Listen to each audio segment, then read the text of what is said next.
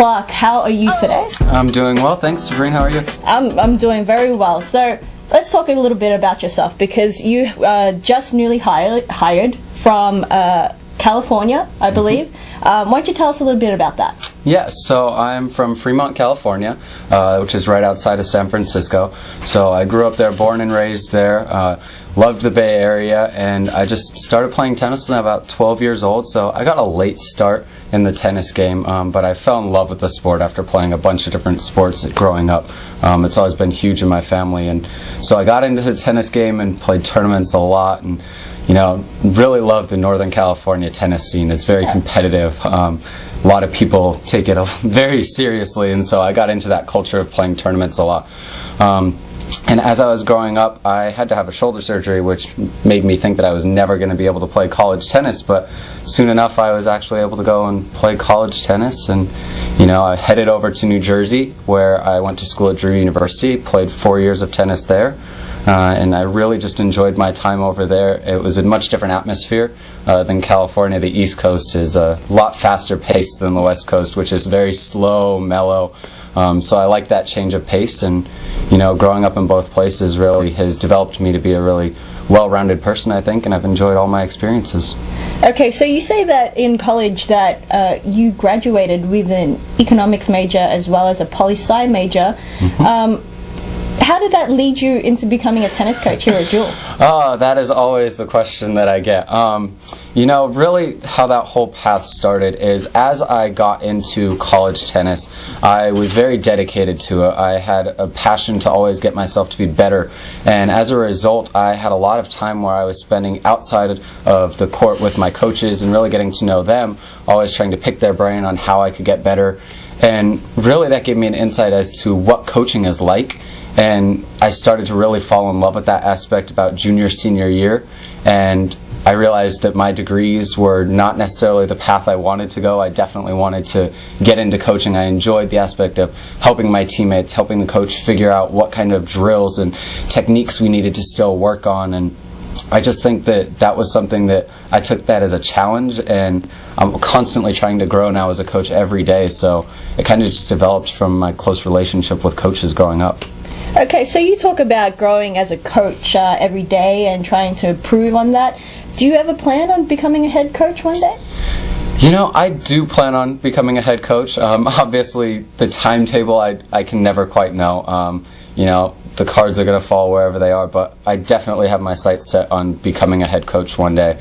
I think that would be the ultimate goal, to kind of have my own program and be able to recruit on my own and be able to just go out there and project who I am as a person, and then really try and establish a sense of, unity amongst my team, and, give them a lot of energy, which I like to think I bring to the court. So I just think there's a lot that I have to offer and give eventually one day as a head coach, and so I work every single day when I show up to try and better myself now so that I can get to that goal in the end later. So this past fall semester, you've been working with our head coach, Paul Worstel. Mm-hmm. How's that dynamic been between you guys, given that, you have replaced the old assistant coach, Lanny Wake, mm-hmm. who was here for a certain number of years, and they had a very strong relationship between each other. How has that played a role in coming in and, in imposing your new ideas, because it's a fresh start for most of the tennis team and Paul Worstel himself. Yeah, and obviously a brand new start for me, being hired right out of college to come take a coaching job there. There's always that little bit of a challenge, a lot of people have realized on the team very quickly how old I am, and they try to compare my age to theirs all the time, and so that's a challenge for me as well. But in terms of my relationship and working with Paul, it has been pretty smooth so far. I could not really complain about that. From the first time that Paul and I talked, we started sharing ideas over the phone. We started talking about how we were going to approach the season, and really, from that framework that we developed there, it's really just flowed very easily. We bounce a lot of ideas off of each other. I think it's really good because I bring, like you said, that fresh perspective, but he also brings all the experience that he's had over his decade of coaching here at William Jewell, and so it's nice to learn drills from him that he has, but also bring drills that maybe he hasn't seen to the table, and I think overall that just develops our student athletes better on the court because they have those different perspectives of where we come from in tennis, and it's not necessarily just one style of coaching because I fully believe that we both have different styles of coaching, but just the same method and how we approach that. So I think the relationship is going really well. I love working with Paul. He's got a lot of energy, and it just bolsters my energy as well. It's just a really good partnership. Now, not many people know that you are one of the younger staff members here at the athletic department, but what's even more interesting is that you are a very close age to some of the tennis players on the team. Does that play a role in how you take charge and, give drills to those tennis players? Yeah, I think in the beginning I was more concerned about my age than I am now. But I think that's just with every job that you go into. You're nervous in general. So the fact that I was so close in age to all these kids really just played on my mind a little bit more. But now that I've gotten to know all the players and I'm interacting with them more, it's kind of just become more of a friendship off the court, and then everybody realizes on the court that I'm there to give them that advice, give them that perspective, and that I am still the coach at the end of the day. So luckily my transition into this has been fairly smooth.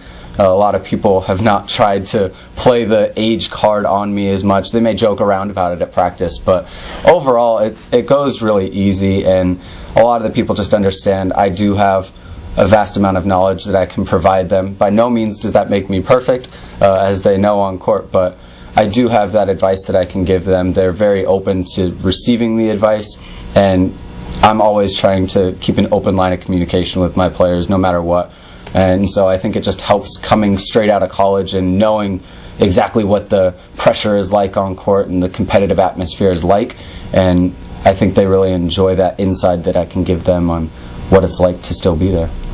So from my experience of knowing you thus far, you seem to be a very bright and bubbly person who likes to give a lot of feedback and, bounce a lot of ideas off the players as well as the other coaches around you. How would you describe yourself as a coach? Myself as a coach, I actually mold myself off of, as I referenced earlier, all my coaches that I've had before me. I really liked their tactics and strategies, and so I would describe myself as a very energetic, outgoing person who is constantly trying to have conversations with his players about how not only they can get better, but I want them to give me constructive criticism on how I can get better. I am very open to that. I love if they come on court and they're just like, hey, that drill that we just did, I didn't like it at all. Go back and try and fix it. And I don't take fault in that at all. I love that. That's kind of the relationship I try to develop with any player that I've ever worked with. So I definitely have that open line of communication, but energy is a huge thing for me. I try to make sure that every day, especially working with student athletes, we all know that some days you just come onto court and you might have had this really difficult exam, you might have been overloaded with homework the night before, so you might not have the most energy. I try to bring that every single day. I try to make sure that when they are on court, it's an hour and a half, 2 hours of fun time for them where they aren't necessarily thinking about anything but exactly what I want them to be thinking about, which is tennis. And I think if I can get myself to do that for them, then every day I walk off the court feeling accomplished, that I've done what I wanted to do, and that the players are going to be better for it. And on a final note, the men's and women's tennis team finished up their fall season against Baker just about 2 weeks ago. How did that go? Yeah, the fall season in general for both teams was a little hard. On the women's side we had a lot of injuries, so it was very difficult to have consistency within the lineup. We were always trying to figure out which people would be best in certain spots, because tennis is a little different in the sense that, yes, you may have players that you could clearly say, this player is better than this player, but sometimes it's all about matchups. So trying to figure out who can play better at what position was difficult for Paul and I overall in the fall on the women's side. And then on the men's side we have so many fresh faces, so many people trying to get a spot in the lineup, that it was really difficult to pick who we wanted to play, not only in singles, but then pair people up in doubles. So that was a challenge from a tactical standpoint and a coaching standpoint. But then I would also think that the players would agree in saying that it was a little frustrating and disappointing how it all went. I think there's a lot of energy that, from what I've heard, maybe hasn't been there in the past. And so that's exciting to hear that the players are excited on what their potential is and opportunities are that exist this year.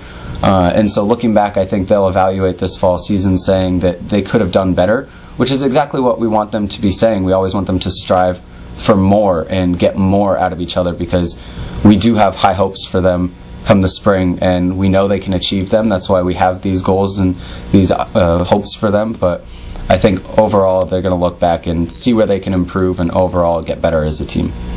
Okay, so the men's and women's tennis team will pick up their play and resume their season in the spring. Thank you, Adam Clark, for joining us today. Thank you. Thank you.